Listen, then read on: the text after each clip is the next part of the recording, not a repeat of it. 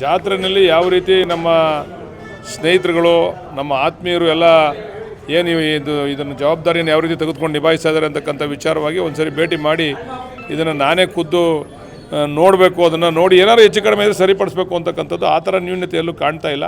ನಮ್ಮ ಎಲ್ಲ ಮುಖಂಡರುಗಳು ಕೂಡ ಜವಾಬ್ದಾರಿಯುತವಾಗಿ TAPCMS ತಂಡ ಇರ್ಬೋದು ಅಥವಾ ನಮ್ಮ ಮಾಜಿ ಪುರಸಭಾ ಸದಸ್ಯರು, ನಮ್ಮ ಕಾರ್ಯಕರ್ತರು ಎಲ್ಲರೂ ಸೇರಿ ಭಾಳ ವಿಶೇಷವಾಗಿ ಗಮನ ಹರಿಸಿ ಇನ್ನೊಂದು ಮುಖ್ಯವಾದಂಥ ವಿಚಾರ ಅಂದರೆ ಅಧಿಕಾರಿಗಳು ಕೂಡ ಜವಾಬ್ದಾರಿ ತಗೊಂಡು ಕೆಲಸ ಮಾಡ್ತಾ ಇದ್ದಾರೆ.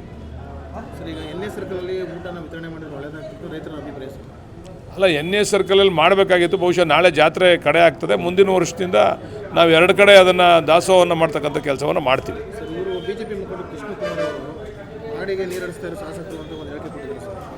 ಅಲ್ಲ, ಕೃಷ್ಣಕುಮಾರ್ ಅವರು ಹತಾಶರಾಗಿದ್ದಾರೆ.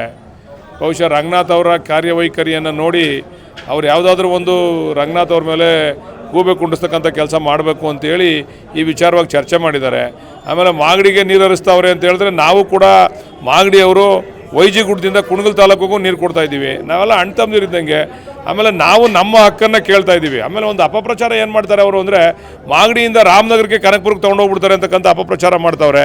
ಅದು ಮಾಗಡಿಗೆ ಮಾತ್ರ ಸ್ಥಿಮಿತ ಆಗಿರ್ತಕ್ಕಂಥದ್ದು. ಮತ್ತು ನಮ್ಮ ಹಕ್ಕು ಕೂಡ ನಮಗೆ 0.6 TMC ನೀರನ್ನು ಕೊಡ್ತೀವಿ ಅಂತೇಳಿ ಹಿಂದೆ ಸರ್ಕಾರದಲ್ಲೇ ತೀರ್ಮಾನ ಆಗೈತೆ. ಆ ನೀರನ್ನು ಕೇಳ್ತಾ ಇದ್ದೀವಿ ಅಷ್ಟೇ.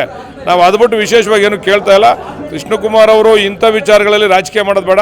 ನಾವು ಹೆಣ್ಣು ಕೊಟ್ಟಿದ್ದೀವಿ. ಆ ಯಪ್ಪನ ಬೇರೆ ಕಡೆ ಎಲ್ಲಿ ಹೆಣ್ಣು ಕೊಡ್ತಿದ್ರೋ ಗೊತ್ತಿಲ್ಲ.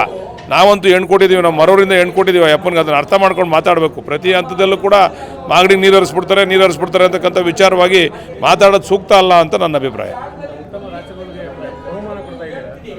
ಉತ್ತಮ ರಾಸುಗಳಿಗೆ ಬಹುಮಾನ ಕೊಟ್ಟು ಈಗಾಗಲೇ 10 ವರ್ಷ ಆಗಿಬಿಟ್ಟಿತ್ತು. ಈ ಬಾರಿ ನಮ್ಮ ಜುಟ್ನಳ್ಳಿ ಜಯರಾಮ್ರವರ ನೇತೃತ್ವದಲ್ಲಿ ಮತ್ತು ಎಲ್ಲ ನಮ್ಮ ಮುಖಂಡರುಗಳ ನೇತೃತ್ವದಲ್ಲಿ ಇವತ್ತು ಈ ರಾಸುಗಳಿಗೆ ಕೊಡಬೇಕು ಅಂತಕ್ಕಂಥ ತೀರ್ಮಾನ ಆಯಿತು. ಅವರು ಒತ್ತಾಯ ಮಾಡಿದ್ರು.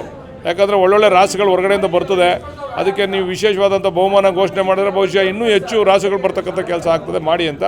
ಅದರಂತೆ ಚಿನ್ನದ ಪದಕ ಕೂಡ ಬೇರೆಯವ್ರು ಕೊಡ್ತಾವ್ರೆ. ನಾನು ಕ್ಯಾಶ್ ಪ್ರೈಸ್ನ ನಾನು ಕೊಡ್ತಾಯಿದ್ದೀನಿ. ಮಂಗಳವಾರ ಬೆಳಿಗ್ಗೆ ಅಂತ ಕಾಣಿಸ್ತದೆ. ನಾಳೆ ಬಹುಶಃ ಅಂತಿಮವಾಗಿ ತೀರ್ಪನ್ನು ಕೊಡ್ತಾರೆ ಅವ್ರು ಆಯ್ಕೆ ಮಾಡಿ. ನಾವು ಮಂಗಳವಾರ ಅದನ್ನು ಬೆಳಿಗ್ಗೆ 11 ಗಂಟೆಗೆ ನಾವು ಕೊಡ್ತಕ್ಕಂಥ ಕೆಲಸ ಮಾಡ್ತೀವಿ.